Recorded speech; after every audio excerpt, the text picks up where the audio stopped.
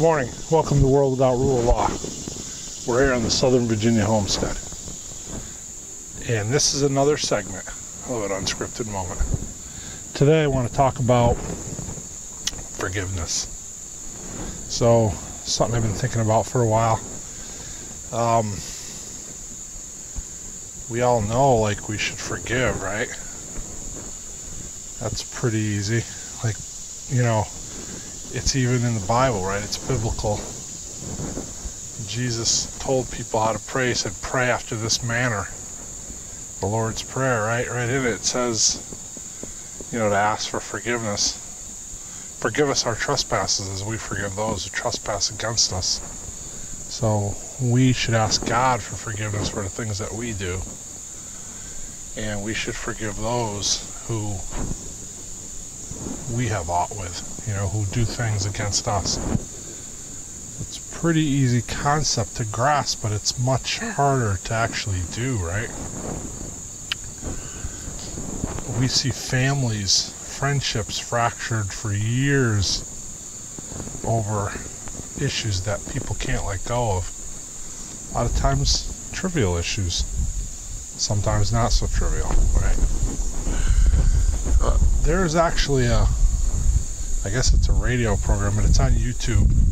It's called The Moth, M-O-T-H. And it's like a writer's exchange, and people get up and they tell their stories. I guess it's not really a writer's exchange because they're more like impromptu, like they're not really scripted, but they're just experiences that people share from their lives. And there's this one guy that stuck out to me. His name was something Black. I want to say like Harry Black or something like that. It wasn't Harry. I don't remember what his first name was. But he talks about forgiveness. And his adopted daughter was raped and murdered in her home, and she was an adult at the time. And it broke them, you know, it broke their hearts. Obviously, like it would, right? But he was able to forgive the guy. The guy went to prison, and it's a long story, and if you're interested, you can watch it. It's on the Moth. I recommend it. It's a good story. But he talks about the bitterness that he felt, him and his wife, and, you know, he came to a point where he was able to forgive that guy, and he actually started visiting him in prison. And could we do that? Could I do that? Well, I don't know. You know, that's pretty tough. Something like that, that's tough. But he talks about that forgiveness is freeing himself, right? That bitterness, that anger that he held made him a prisoner. You know, and he could have never made contact with that guy and stayed angry and bitter his whole life. That murderer would never have known that, never have had any consequences for the way that guy felt. He had consequences for his crime, but I mean, he was on drugs at the time, whatever, it was a whole big story. But he didn't know that guy. He didn't know Mr. Black. But like he said, you know, that forgiveness that I was able to come to in my heart freed me from the bondage of living with that bitterness and that anger and that pain every day, and allowed him to move on, right? So, you know, that's a pretty extreme case, and like many people would never be able to forgive that, understandably so. But if we look at everyday life, there's things that divide people, you know, that happen in our lives. We need to try to get over them. We need to try to move on, right? So there's forgive and forget, right? So forgiving is the first step. You know, put it aside, let it go, don't hold on to it. Then when you truly can forgive, there's a certain level of forgetting that comes almost automatically with that, and that's forgetting in your heart, forgetting the animosity, forgetting the bitterness and the pain that you feel toward that person. But forgetting in your mind is a different thing. And I think to some degree we never forget in our mind, right? We can't unknow something. And it's probably good that we don't forget in our mind. So if we can forget, if we can forgive and forget in our heart, then we truly have forgiven. But the knowledge of that thing shapes who we are and how we go forward, as do all our experiences in life, right? So life's a big puzzle, and the things that happen are just little pieces that go into that puzzle. And after a while, you start to see the picture, right? So, for instance, if somebody does something against you, or if you have a falling out with somebody or whatever, something has happened to cause that, it would be great if you could forgive that person and forget it in your heart to where you truly didn't hold a grudge against them. But you're not going to forget it in your mind, and you shouldn't forget it in your mind, because that's going to change how you relate to that person going forward. And it's not always a good thing, but it's prudent, I think. If you have a friend that you're close with your whole life, or a brother or an uncle or whatever, a spouse, and they do something to you, let's just say they steal money from your house one day. Can you forgive them? Can you forget it in your heart and let it go to where you don't hate that person? Maybe you could, but you're not going to forget about it in your mind, right? And that's a good thing in a way that going forward, you guard yourself against that, right? Like you don't leave that person alone in your house, or you don't leave money out. There's the trust issue's gone. So it's how you relate to that person, how you interact with that person changes to guard yourself, because a piece of that puzzle fell into place. For years you knew this person, you trusted them, and then something happened and you witnessed it, and so that was another piece of that puzzle. So going forward, that piece of the puzzle's there. It's interlocked with the other pieces, and so you can see it and you can know it, and it tells you something about that other person. If that makes any sense. It makes sense in my mind. I don't know if I'm articulating it correctly. Let's look at it kind of like a parable, right? Because how do we all interact with one another, right? How does that change like a community dynamic? Okay, let's say in a work environment, 5 guys. Let's just say, okay, I worked in a public school. Let's just use that as an example. In a maintenance department. So there's 5 guys working in that department. There's John and Ted, Frank, and Paul, and Timo. That's me. So John and Ted and Frank and Paul and Timo are all good friends. They all eat lunch together. They all go over each other's houses. Every Monday night, John has people over and he plays movies and makes popcorn, and all 5 guys sit around on the couch and have a good old time together.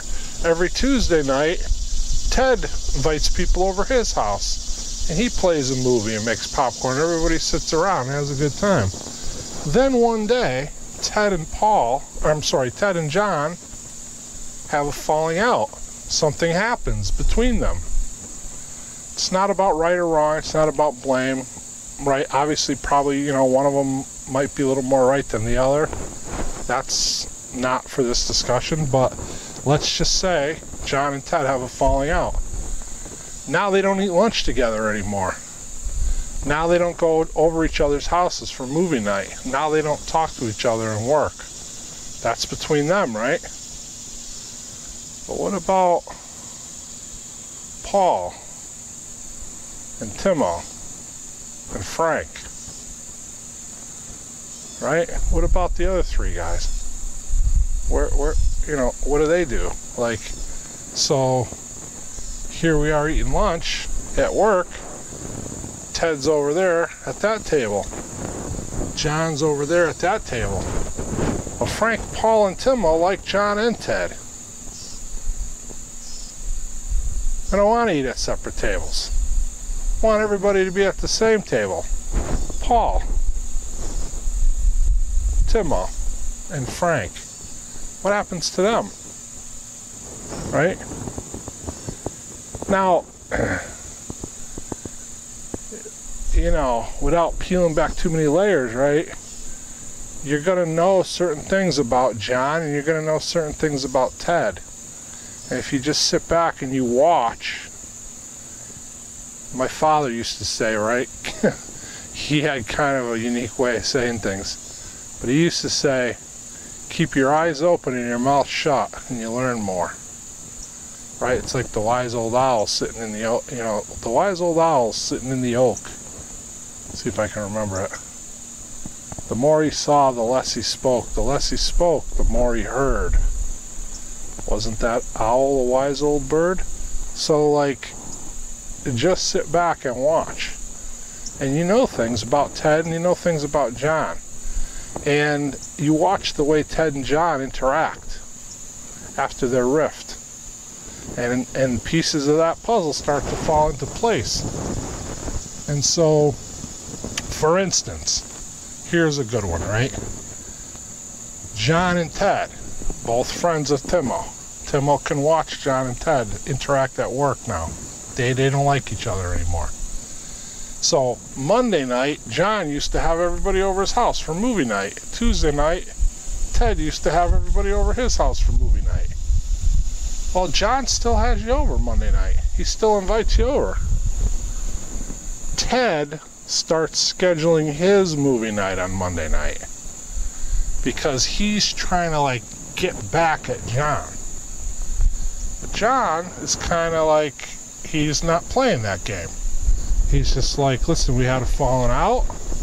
This is the way it is. I'm still doing my movie night on Monday night. If you want to come, come. If you don't, I understand. It's a shame that sides have to be drawn, but then I guess it's inevitable in that situation, right? So there's another piece of the puzzle. Does that show us who Ted is and who John is? It does, not completely. It's just one piece of a huge puzzle. But just sit and watch, and that piece drops in. Something else happens, another piece drops in. After a while, you start to get a picture of who John is and who Ted is. But in the end of the day, there's still a division there. You know, it still sucks to go to work because Timo, Paul, and Frank want to love everybody. Timo, Paul, and Frank want unity. Timo, Paul, and Frank want 5 guys to sit around a table and laugh and tell jokes and interact the way they always did. But that dynamic's gone because Ted and John don't like each other anymore. And again, one may conduct themselves a little better than the other. One might take the high ground in the way they do things. And so just sit back and watch. That'll be evident. But can Ted and John forgive each other? They could. What happens at that point? They could forgive and they could forget in their hearts. But then there's always going to be the knowledge between them of what happened. And that's going to shape their relationship going forward. And prudently it should, because maybe there's things that need to be guarded against. Maybe Ted shouldn't trust John anymore. And that doesn't mean they can't sit around the table at work and eat lunch together. But when it comes time to rent the cottage at Lake George for the week, they're not going to both join up and bring their families on vacation together anymore. That's okay. Because in their minds, they didn't forget. In their minds, they know what happened and they know who each of them is. And so even if it's totally skewed to where one's completely right and one's completely wrong, that one that's completely right is going to look and he's going to know that thing about that other person. That's going to steer the decisions he makes going forward. And I'd say that's prudent, right? But in order for work to be an enjoyable place again, maybe they could both learn to just bury the hatchet and, stop working to undermine each other. And maybe only one side's working to undermine the other, right? It could be anything. It could be any dynamic we don't necessarily know, nor do we need to know, nor is it really important. Because what's important is, see, sometimes the one who's in the right has to take the first step and say, listen, let's put this behind us, even though they themselves maybe didn't do anything wrong. But if they want that unity, then maybe they have to take the first step. They have to be the bigger person. They have to say, listen, let's put this aside. If for nothing else, but just for the sake of Paul and Frank and Timo. If for nothing else, just to make work a non-hostile environment to where we can all sit around the table and have lunch together. And when we punch out at 5 o'clock, we don't have to like each other. We don't have to go over each other's house for movie night anymore. But maybe a little détente comes from that too. Maybe Ted says, listen, John, I'm going to continue to do movie night on Monday night. If you want to come, come. If you don't, don't. I understand. But why don't you respect me and not invite those guys over to your house on Monday? And I'll do the same to you, for you. Because guess what? I ain't coming to your movie night on Tuesday either. But that's okay. Because I'm not going to schedule my movie nights on Tuesday just to see if I could draw those people over to me, into my camp. Because that's childish. That's, John or Ted. I forgot which one's even on which side now. It doesn't matter. That's that one being a child. That's that one taking the low road. And again, if Timo, Frank, and Paul sit back and keep their mouths shut and look objectively at what's going on, that's a pretty telling piece of the puzzle. And so then Timo and Paul and Frank could know something by what they're witnessing there. And maybe it means something, maybe it doesn't. It means something. Maybe it doesn't mean everything. But it's just one piece of the puzzle. So in our minds, let's look at where that piece falls, how it fits in to form the big picture. I don't know. It's just, life is too short. Life is too short to be bitter, to be angry. And you could be right, or you could be wrong. In the end, it doesn't matter. We're not talking about, John and Ted. Listen, Ted. John didn't break into your stepdaughter's house and rape and murder her. And listen, John, you're being a stinking child. Grow up. So, put it aside. Put your differences aside. It's not the end of the world. These things that have divided us, or can divide us, it's judgmental. I'm not even going to say like they're trivial, because that's for each person to decide, right? That's for John and Ted to decide. Could it appear trivial to me? Yes. Could there be, and most likely is there, things that I don't know about going on in that situation? There probably is. So, can I legitimately say it's trivial? No. That's for John and Ted to decide the level of triviality. Because John and Ted know the truth. Frank and Paul and Timo know pieces of the truth. And so it's not for me to say, it's not for Paul to say, and it's not for Frank to say that's trivial. Although maybe it appears trivial, right? And whether it's trivial or not, it can still get worked out. It could still get put behind us. If Mr. Black could, and that's a true story, and it's on the Moth if anybody wants to go see it.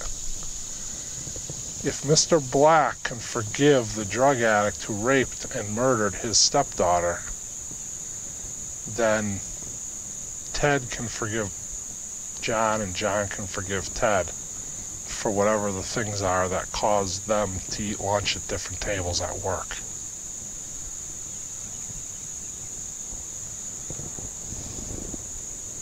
The reality of it is, they're probably not gonna.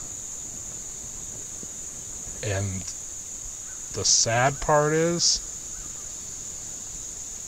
but it's like life, I guess. It's not the end of the world either.